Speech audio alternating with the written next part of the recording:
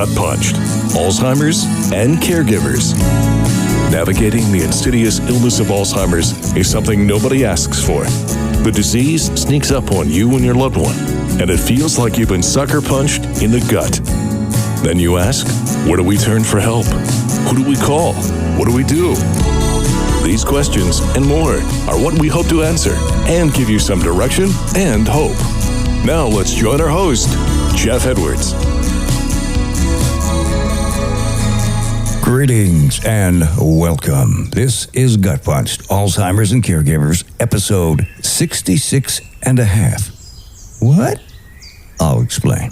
Or Alzheimer's, what a pain in the butt.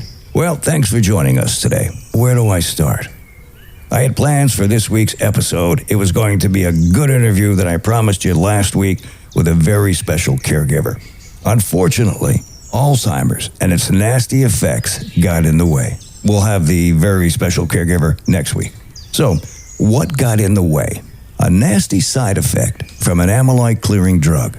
My wife, unfortunately, experienced massive brain swell and brain bleed and was in the hospital until this past Saturday. She lost use of her left arm and left leg and lost most of her vision in the left eye and part of her right eye. But with a large network of prayer warriors and some good doctoring, and the nurses, they were spectacular in their efforts to help. They were able to decrease the swelling and stop the bleed. Thank God.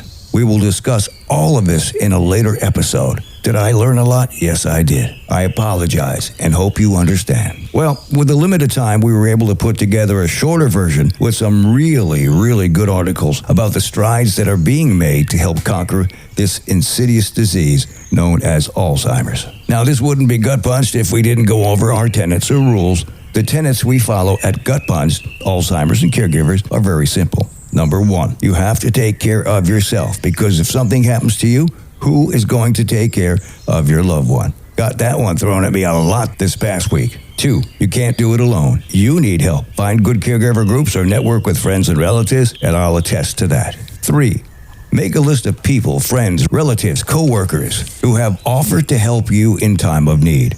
And then make a list of things you need done but can't do yourself because caregiving duties are overwhelming. Use the lists. Start at the top and keep going till you get what you need done. You'll find it very helpful. Number 4, create a help signal. Identify a cue or phrase to confirm your loved one is comfortable with receiving help. Something your loved one can remember, write it down on an index card or something so you can save it and locate it. It will help put them at ease. Okay, are you ready? Here we go.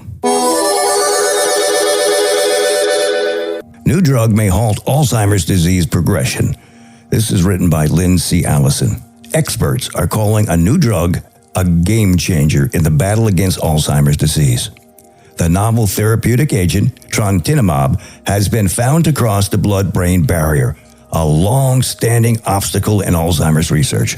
And researchers say the drug could potentially be taken to prevent Alzheimer's disease from developing in the first place. The new discovery is welcome news as more than 55 million people worldwide are living with dementia, and Alzheimer's disease accounts for up to 70% of these cases. And to date, there is no cure for the devastating disease.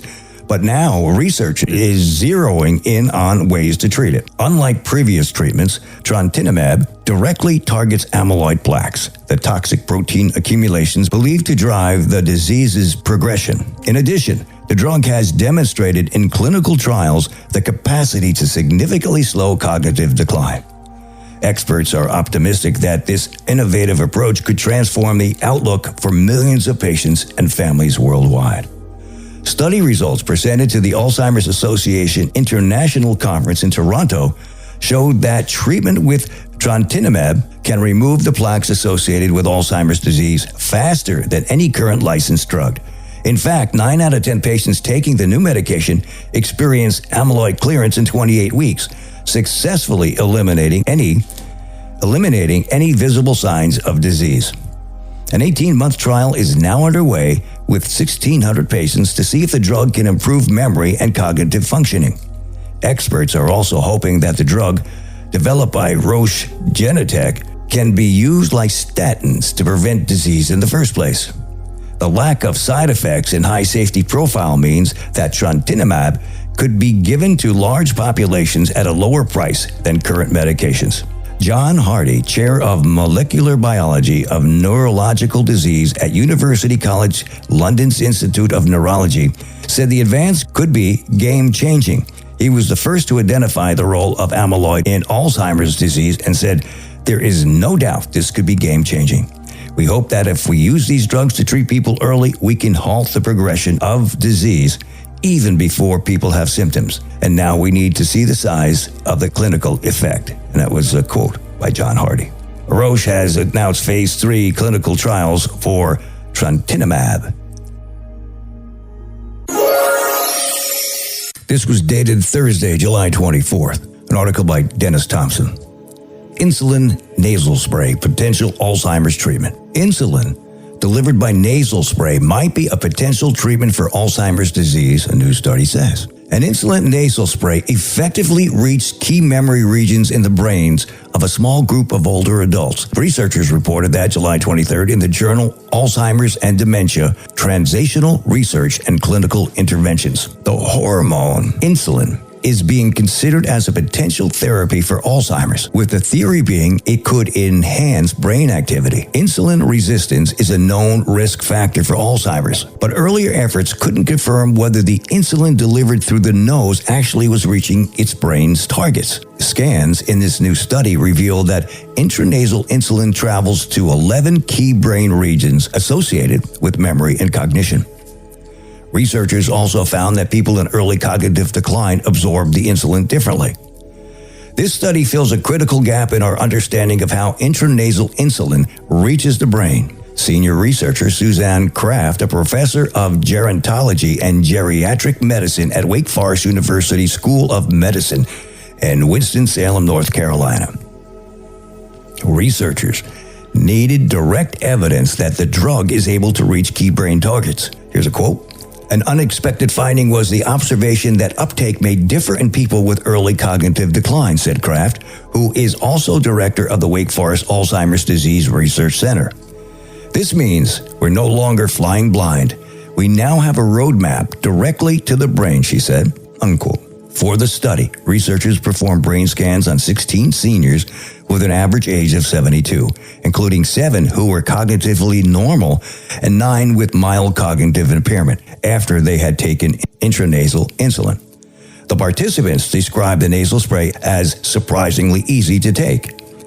Now, the scans revealed elevated insulin uptake in the critical memory and thinking areas like the hippocampus, amygdala, temporal lobe, and olfactory cortex. People with healthy brains also had a higher uptake of the insulin compared to those with mild cognitive impairment, researchers found. In women, those with healthy heart function tended to have better insulin uptake. And on the other hand, those with elevated levels of a marker for amyloid beta had decreased absorption across multiple brain regions. High levels of amyloid beta indicate an increased risk for Alzheimer's. Only 2 participants reported mild headaches after the spray and scan, indicating the treatment is well tolerated, researchers said. One of the biggest challenges in developing treatments for brain disease is getting agents into the brain, Kraft said. This study shows we can validate intranasal delivery systems effectively, an essential step before launching therapeutic trials. The findings also show why some patients might respond better to intranasal insulin than others, she said. There's an urgent need to identify effective and feasible ways to prevent and treat Alzheimer's dementia, Kraft said. These findings show that we can now validate whether treatments are actually reaching their intended brain targets, which is critical information for designing successful trials. Now, the Wake Forest team plans larger studies within the next 1 to 2 years to explore other factors that might influence brain insulin delivery, such as blood vessel health, amyloid beta plaques, and sex differences. Quote, while there's still a lot to learn, these findings show that we now have the tools to validate intranasal drug delivery to the brain, Kraft said. This is promising news for developing more effective and accessible treatments for Alzheimer's disease. We've got a couple more great articles that are coming. A lot of stuff is starting to come out, and we'll have more to talk about. In our next episode, we will hear from a different kind of caregiver. And for more information, reach out to the Dubin Center at DubinCenter.com. You can check out the Alzheimer's Support Network at alzsupport.org/about-us. And to find your local chapter of the Alzheimer's Association, you can visit alz.org/local resources/find your local chapter. Or, even better, call their toll-free hotline at 1-800-272-3900. That's 1-800-272-3900. Now, they have a new resource called Dementia Care Navigation Service. It's powered by Ripple and the Alzheimer's Association. Caregivers and people living with Alzheimer's or another dementia can access personalized dementia care for free, including a dedicated care navigator and tailored resources. You can call 855-271-2662. That's 855-271-2262 to get connected. Take the first step and contact them. Check it out. We mention the guide frequently. It's another great resource and provides help and respite care. It's probably just easy to Google it, Edge it, or DuckDuckGo it. The information is starting to spread and more people are hearing about it, and it's a great program. Check it out. Now, we finally have a GutPunched Alzheimer's and Caregivers group on Facebook. It's called GutPunched Alzheimer's and Caregiver. Easy name to remember. And the group is growing, so why don't you check it out? Now, I'd like to thank all those people who help and contribute each week to build this podcast. I couldn't do it without you, and you know who you are. Our website is gutpunched.com, and the email address is gutpunchedac@outlook.com or jeff@gutpunched.com. Help us grow and share this podcast with others who have someone who has a family member or friends who are dealing with a loved one who has Alzheimer's or any type of dementia, that you would let them know about this podcast. They may need the information and resources. There is help and hope out there for everybody. You just must know and where and how to find it. That's why we're here. Thanks for the comments and messages you're sending. Keep them coming. And if you like what you hear, subscribe to the podcast. Please leave us a 5-star review. Thanks for joining us, and please come back again. God bless. This has been Gut Punched, Alzheimer's and Caregivers, with your host, Jeff Edwards. Don't forget to hit that like button and subscribe to us on all the platforms like Spotify, Apple, Pandora, and more. If you have a question or want to get in touch, our email is gutpunchedac@outlook.com.